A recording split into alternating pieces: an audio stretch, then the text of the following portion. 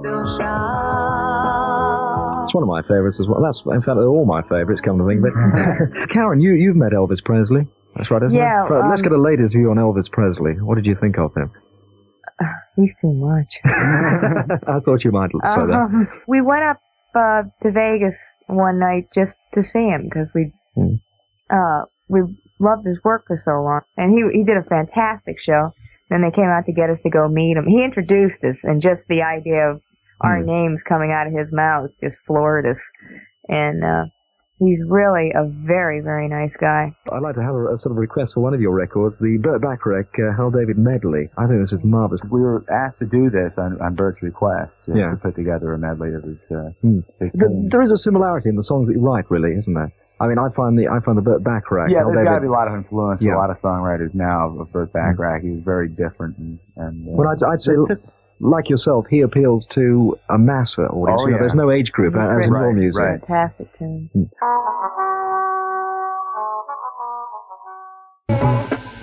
But there it was, the Burt Bacharach medley. We're going to have the news, but first of all...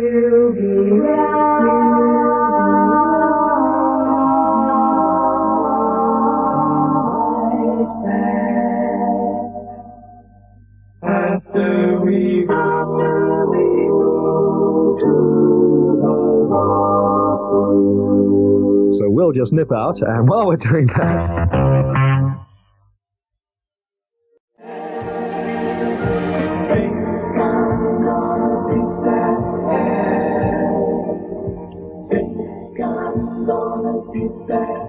Ticket to Ride there from, of course, my guest this morning, the Carpenters. Let's move on to another close harmony sound, the sound of the Beach Boys. Round, round, get around, I get around, you get around. The sound of the Beach Boys there on wonderful Radio 1. Tony Blackburn meets the Carpenters, and if you have just joined us, welcome along. Hope that you're having a really marvellous bank holiday. Let's hope that you're all enjoying yourselves. That's a number called I Get Around.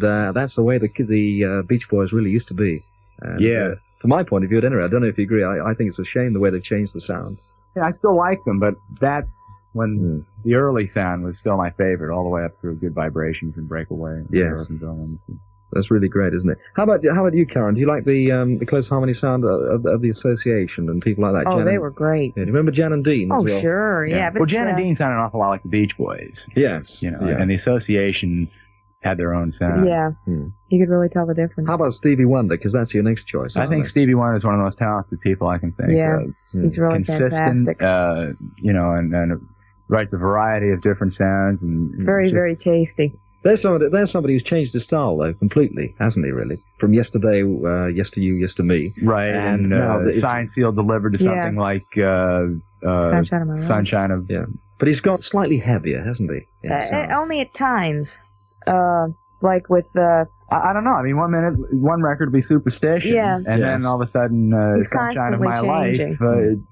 He's right back to being soft, Let's do this one. It seems that no matter what you do, or where you go, they find you. Yeah. There's not much you can keep private. No. Not that much. Having the clean-cut image, though, do you ever feel like really rebelling, against it? Well, all I've done is there's certain things... that people can't believe that I would believe. That when asked, I just tell them. We were doing a concert in Tulsa. I really remember this one thing. In Tulsa, Oklahoma, in July. It was 100 degrees. And some of the roadies brought in some beer, and we were dying of thirst, and I had a beer while we were rehearsing, which I would do from time to time. And a fan evidently had come early and gotten in somehow past whoever at the door and was watching the rehearsal and saw me drink a beer, and the next thing you know, a letter comes to the fan club, that I saw Richard Carpenter drink a beer, and how dare he, with the Carpenter's image, drink a beer, and what's this world coming to, and I think you better stop. The whole thing. I mean, it's incredible. Just a little far out. Now, that's what upsets me, that somebody would, whether they like it or not, have the audacity to want to run somebody's life. Oh, yeah. Well, that's going to extremes, isn't it? I think slightly, so. Ridiculous. Right, here's one of my favorites, Rainy Days and Mondays. This is one of Paul's songs, isn't it? Right, Paul and Roger. One of my favorites of yours, this one as well. It's Elton John. Whose favourite is that? Karen's or both. Richard? Both again? Yeah, both of ours. Definitely both. I've been really an Elton John fan ever since Your Song. Yeah. Oh, yeah, what a song. And I think Goodbye Yellow Brick Road is his best single since Your Song. Okay, let's hear this one by Elton John, the one that you particularly like, Goodbye Yellow Brick Road.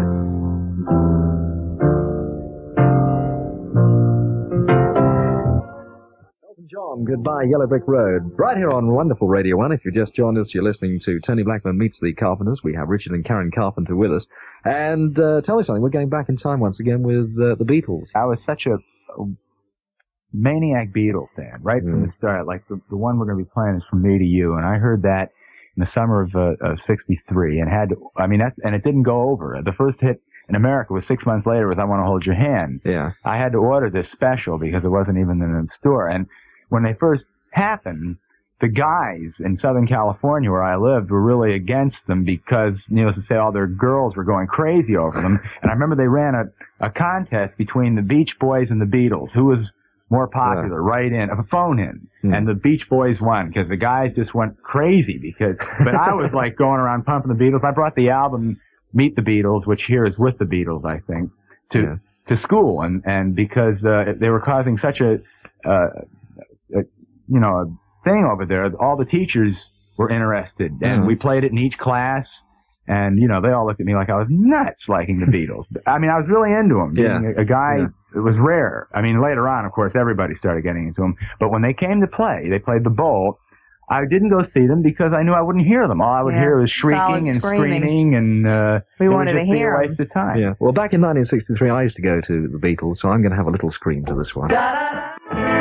From Me to You, that's the sound there of the Beatles. You got all the coffee and the tea and everything. And, right. That song was one of the things that really I got off of that song when it came out was it was a record that started in the major and ended in the minor. I mean, it was very different along with the whole sound at the time. Yes. It's an incredible record. Almost certainly. It sort of leads on to the recording techniques and everything. And the recording techniques you use are quite incredible because you do multi-track a lot, don't you? Can you explain what that is? Because a lot of people might not realize what it is. I can try, but it's really rough to try to. It's, you have the average stereo, let's say, machine tape recorder that somebody would have at home is 2 tracks.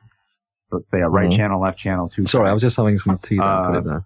Yeah. We use a 16-track. Of course, everybody who records now uses a 16-track. And what we do is we'll sing, if we're doing a 4-part chord, like the wah part on the end of Close to You, we'll sing 2 parts at once into a mic.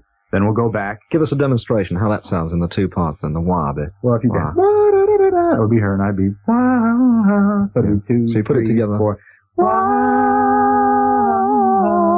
Like so. Yeah. Okay, so we'd record that. Then we'd record the same thing on top of it. So now it would sound like 4 people singing 2 parts. Then we do it again. Yeah. So there'd be still only 2-part harmony, but 3 voices on each part. Right. Then we go back and do the middle part, which her would be, I'm not going to do it now, it's too early, but and for me. And we'd sing that 3 times. Yeah. What is the most you've dubbed on? 13 parts, overdubbed 3 times, the 39 voice chord on I'll Never Fall in Love Again on the Close to You album. 39. Yeah, 39. Yeah. But the incredible thing is that you get this sound exactly on stage as well. I mean, I've seen you live at the Festival Hall this last time, and at the Albert Hall, and really, you get exactly the same sound. Yeah, of course, on the huge O chords like that one I just mentioned, no way. But on things like Close to You, we have people that blend with us real well. And people, when you blend together, 2 people whose voices match will sound more like 3 instead of 2, and that helps. And we really always practice staying right in the same distance from the mic, very close to the mic. Yeah. And we also have a whiz who's mixing the show. On that subject, you use the same engineer the whole time, don't you? Right from the beginning. His name is Ray Gerhardt. And we've got a little word from him now. The Carpenter sound is the arranging that Richard does, and with the voices, and the way they're layered out. Like 12 voices or 36 voices or whatever, how many voices he decides to put on a song. And the only thing I take great pains in seeing to is that it's all done as cleanly as possible and as undistorted as possible, because when those voices get stacked one upon the other, it becomes more critical the more you lay on, so that It's just a matter of being very careful with what he wants to do. Sounds like a Cape Kennedy blast-off. It's really harder to explain than showing it. Ray is really an excellent engineer. He gives a very clean and present sound. Yeah. How long did this next one? We're going to play Masquerade now, which is one of your favorites. Oh, yeah. It's hard to say. You see, we do, when we record an album, we'll do, like part of it, and then we'll go to another tune. But we did Close to You in about 4 days. 4 days. That was one of the quicker ones. Some of them, like Yesterday Once More and Goodbye to Love, took a long, long time to record. Well, let's It's beautiful. The record sales over there are incredible, aren't they? We have the number 1 and 2 single and number 1 and 2 album right now. And Yesterday Once More has been number 1 in Japan for 7 months. How about the audiences? Do you find a terrific difference in American and English and Japanese audiences? No, I don't. You don't? No, they're really about the same. Mm-hmm. And in the recent tour that you've just done over here, you had yourself insured for £45 million, which is $100 million. Is that right? That's what I heard. Yeah, we didn't know about that. We didn't know that. Of course, we don't watch. I mean, that's something that evidently the accountants and the publicity department, or somebody else, because that's the first. When we got off the plane, that's the first. There was a person from the press. The first question, was.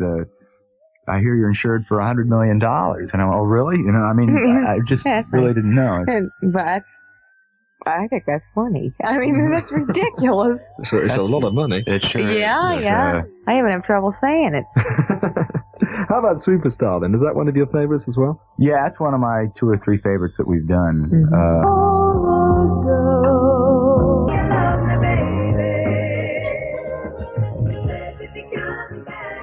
We're going to break. I'll tell you why we have to break. The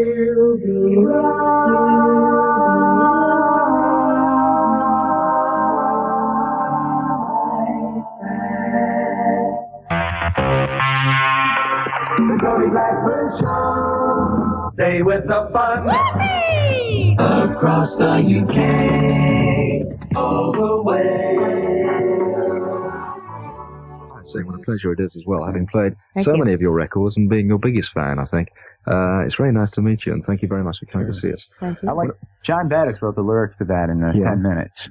10 minutes? Yeah. Before the group got more personnel than we've got now, we had some Learjets that we chartered, and he came out on the road with us for a couple of days, and we went up and did a few stunts that we used to do, and like turn them over and things.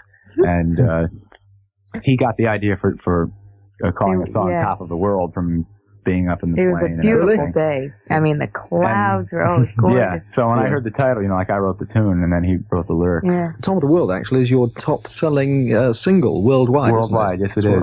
Let's move on now to another of your favorite groups, Chicago. Karen, what do you like about the Chicago sound? Oh, I mean, they have always been so together, and they've turned out such good stuff for so long. Yeah, they're very consistent and great arrangements. Let's hear this one. It's called Just You and Me.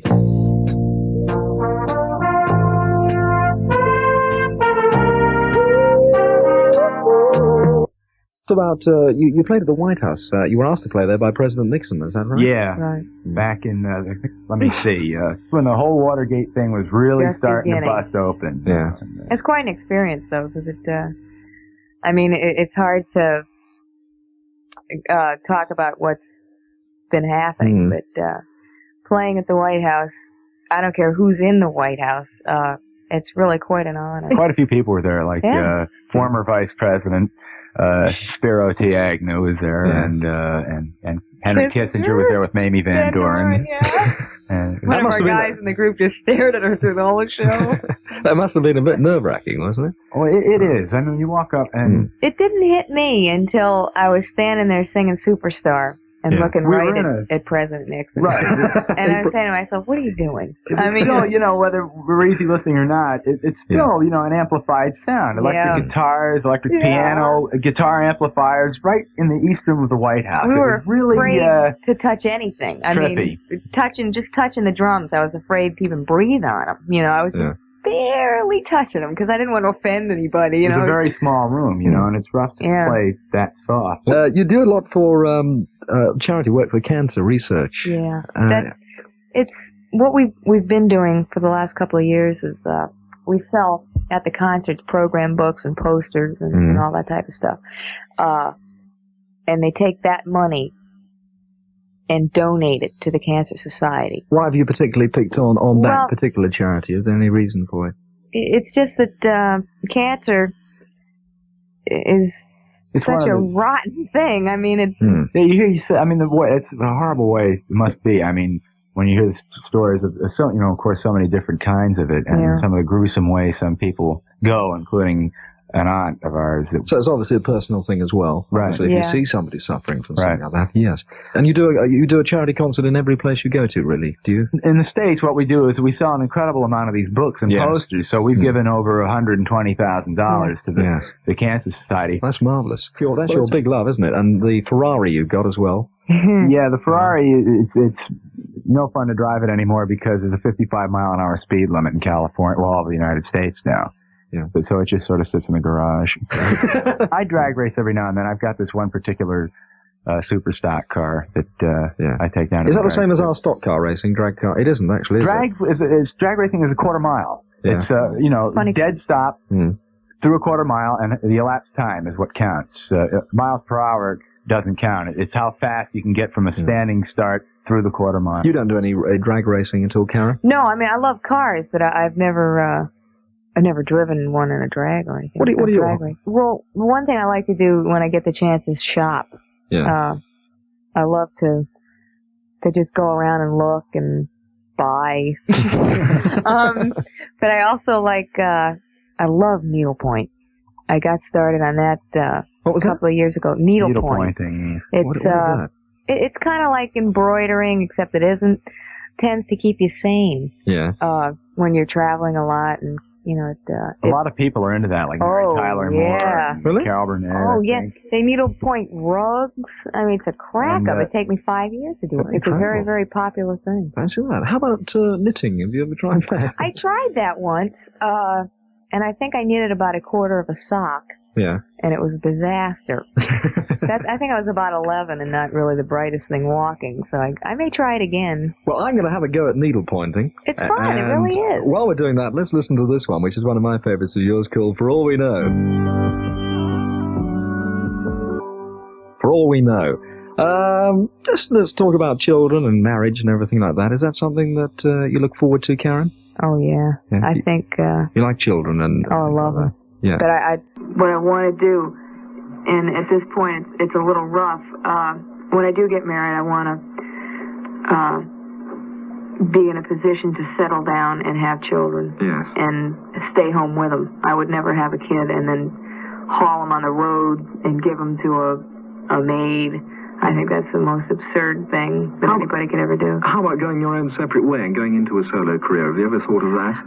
Because I read somewhere that you'd like to perhaps appear in a musical film. Oh, well, that's was brought up in long range plans. I mean, when what we're doing now decides to stop, which I hope it doesn't, I would enjoy doing a musical. Yeah. As to splitting up, it never occurred to us because it's senseless, and we're both so happy, and things have been so lucky and working so well. We wouldn't touch it with anything. How about you, Richard? Marriage and children and settling down and someday marriage. Yeah. But right now, I just have no desire, like, to settle down and have children. I just not something I would want to do right now. I've got a desire to play another Beatles record, so let's play this one, all right? You're millionaires now. That's right. Okay, you nearly fell off your seat when I said that, Karen. You got stardom worldwide.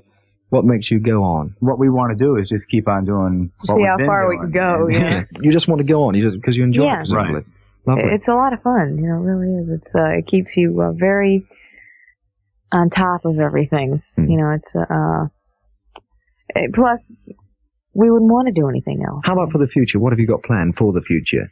Let me see, a tour of Japan in May, and one-nighters. Oh, first of all, recording. I mean, a lot of recording on the new album, and summer tour in in America. Right. Just a lot of concert appearances. When do you sit down and write the songs? Do you write them while you're touring, on tour? I wrote Goodbye to Love the last time I was in England. Really? In London, yeah. I wrote it while I couldn't get to sleep. On the jet lag, so I wrote it. Hey, that's the one I got on the turntable now. Oh. Let's play that one, shall we? I'll say goodbye. And on this bank holiday edition of the Tony Blackburn Show, I'd like to just say thank you very much indeed to Karen for coming along to see us. Thank you. And spending so much time. 2 hours is a long time, and I know you're very busy. Thank you so much. And to Richard as well. Thank you very much indeed. Thank you, I really enjoyed it. It's been an absolute pleasure, and it's been very interesting. When are you coming back to see us again? We really don't know right now. No. I'm sure we will. Well, I just hope that when you come back to see us again, I hope that record is still at #1 in Japan. Once again, Richard and Karen Carpenter, thank you very much indeed. Thank you. Well, I think this is where we came in. They've sold 12 million albums and singles, 10 gold records, 3 Grammy Awards, 5 gold LPs. The wonderful sound of the Carpenters.